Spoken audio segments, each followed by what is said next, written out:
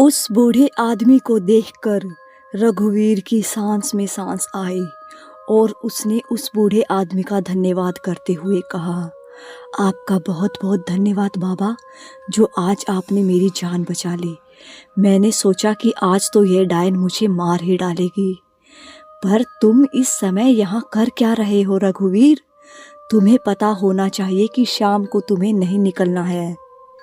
मैं भूल गया था और मंदिर जा रहा था, क्योंकि हमारे घर का सुरक्षा कवच किसी ने तोड़ दिया है बाबा जी। क्या रघुवीर, सुरक्षा कवच तोड़ दिया? पर यह कैसे हो सकता है? वह सुरक्षा कवच तो बहुत साल पहले बनाया गया था, बूढ़े आदमी ने हैरानी से कहा, जिस पर रघुवीर ने जवाब दिया, यही तो हमें समझ नहीं आ रहा। हमारे घर पे विजय आया हुआ है, क्योंकि सारे छात्र तो चले गए हैं, तो वह हमारे घर पर ही रुका हुआ है। तो आज उसने डायन देखी, तो इसका मतलब हमारे घर का सुरक्षा कवच टूट गया है। यह सुनकर वह बूढ़ा आदमी भी चिंतित हो गया, क्योंकि वह सुरक्षा कवच कई सालों पहले बनाया गया था। आखिर इस तरह सुरक्षा कवच को कौन तोड़ सकता था? आखिर वह कौन था जो यह सब कर रहा था? क्योंकि सुरक्षा कवच तोड़कर उसे क्या मिलेगा? इसके बाद उसने कहा, चलो मैं तुम्हारे ही घर आ रहा था, क्योंकि मुखिया जी ने मुझे बुलाया था। हाँ हाँ बाबा जी, चलिए, भैया आपका ही इंतजार कर रहे हैं। इसके बाद वह दोनों घर के लिए निकल गए। वहीं दूसरी तरफ वह डायन गांव से बाहर बने एक पुराने खंडर में आ गई, जहां पर आने के बाद उसे बहुत तेज गुस्सा आ रहा था, क्योंकि आज उसके हाथ में आया हुआ शिकार उस बूढ़े आदमी की वजह से निकल गया। और उसने गुस्सा करते हुए कहा, मुझे उस बूढ़े आदमी को कुछ करना पड़ेगा। इसी वजह से आज रघुवीर बच गया, वरना आज मैं उसे मार डालती। मैं इन लोगों को इस तरह छोड़ने वाली नहीं हूँ। और वैसे भी अब मेरा प्यार आ चुका है, उसे पाना ही मेरा सपना है। इसके बाद डायन अपने पुराने ख्यालों में खो गई। जब वह जिंदा थी, उस समय उसका नाम मंदाकिनी था। मंदाकिनी गांव में बहुत ही सुंदर थी। उसकी सुंदरता के चर्चे आसपास के सभी गांवों में थे, जिस वजह से बहुत सारे लोग उससे शादी करना चाहते थे। लेकिन मंदाकिनी वीर नाम के लड़के से प्यार किया करती थी। वीर बहुत ही बहादुर था, उसके अंदर कुछ अद्भुत शक्तियां थी, और यह बात मंदाकिनी को पता थी। मंदाकिनी जितनी सुंदर थी, उतनी ही उसके अंदर शक्तियां पाने की ललक थी। शुरुआत से ही वह तंत्र विद्या किया करती थी, जिससे वह शक्तिशाली बन जाए। पर वीर इस बात से अनजान था। पर वीर भी मंदाकिनी से बहुत प्यार किया करता था। एक दिन वह दोनों नदी पर मिलने के लिए आए, जहां पर मंदाकिनी ने वीर से कहा, मैं तुमसे बहुत प्यार करती हूँ वीर, और तुमसे जल्द से जल्द शादी करना चाहती हूँ। क्या तुम मुझसे इस पूर्णिमा को शादी करोगे? यह सुनकर वीर ने मंदाकिनी को हैरान होकर देखा, पर फिर उसने प्यार से कहा, पर इतनी जल्दी शादी करने की क्या है? और वैसे भी अभी मेरे कुछ काम अधूरे पड़े हुए हैं, उन काम को पूरा हो जाने दो, फिर मैं तुम्हारे साथ शादी कर लूंगा। वैसे भी मैं तुमसे बहुत प्यार करता हूँ। वीर की यह बातें सुनकर मंदाकिनी ने वीर से कहा, यह तो मुझे पता है वीर, पर मुझे डर लगता है कि कहीं हम लोग जुदा ना हो जाए। वीर ने मंदाकिनी की बातों का जवाब देते हुए कहा, तुम ऐसा क्यों कह रही हो? जब तक मैं हूँ, तब तक तुम्हें मुझसे कोई भी जुदा नहीं कर सकता है। यह सुनकर मंदाकिनी बहुत खुश हो गई और वीर के गले से लग गई। वहीं दूसरी तरफ यह सब रामगढ़ का मुखिया भैरव देख रहा था। भैरव भी मंदाकिनी को पसंद किया करता था। जब यह बात भैरव को पता लगी कि मंदाकिनी वीर को प्यार करती है, तो उसे बहुत ज़्यादा गुस्सा आया और उसने अपने आप से कहा, तुम ऐसा नहीं कर सकती हो मंदाकिनी, तुम सिर्फ और सिर्फ मेरी हो, और मैं तुम्हें किसी और का नहीं होने दूंगा, चाहे इसके लिए मुझे कुछ भी करना पड़े। वहीं दूसरी तरफ मंदाकिनी और वीर इन सबसे अनजान थे। वह लोग तो बस अपने प्यार की दुनिया में खोए हुए थे। मंदाकिनी के मन में बहुत सारे सपने बुन रहे थे। वह जल्द से जल्द वीर से शादी करना चाहती थी, क्योंकि उसे जो चाहिए था वह सिर्फ वीर ही उसे दे सकता था, जिस वजह से वह वीर को किसी भी हालत में अपने हाथ से जाने नहीं देना चाहती थी। आखिर मंदाकिनी वीर से प्यार करती थी या फिर वह उसे अपने जाल में फंसा रही थी? आखिर अब भैरव क्या करेगा? आगे जानने के लिए बने रहिएगा कहानी के साथ। और दोस्तों, आप लोगों को मैं इस कहानी का अगला पार्ट सुनाऊं उससे पहले आप लोगों से मैं हाथ जोड़कर माफ़ी मांगना चाहती हूँ कि इतने दिनों से मैं आप लोगों के लिए कहानी नहीं ला पाई, क्योंकि मेरी तबीयत बहुत ज़्यादा ख़राब थी।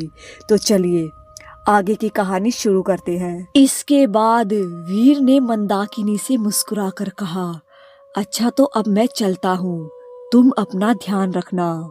तुम भी अपना ध्यान रखना वीर। इसके बाद वीर वहाँ से चला गया। वीर के जाने के बाद मंदाकिनी नदी किनारे बैठ गई, क्योंकि उसे वहाँ बहुत सुकून मिल रहा था। इसी के साथ वह काफ़ी ज़्यादा खुश भी थी। अभी मंदाकिनी बैठी हुई थी, तभी पीछे से किसी ने उसके कंधे पर हाथ रखा, जिससे मंदाकिनी ने जब पीछे मुड़कर देखा तो वहाँ भैरव था।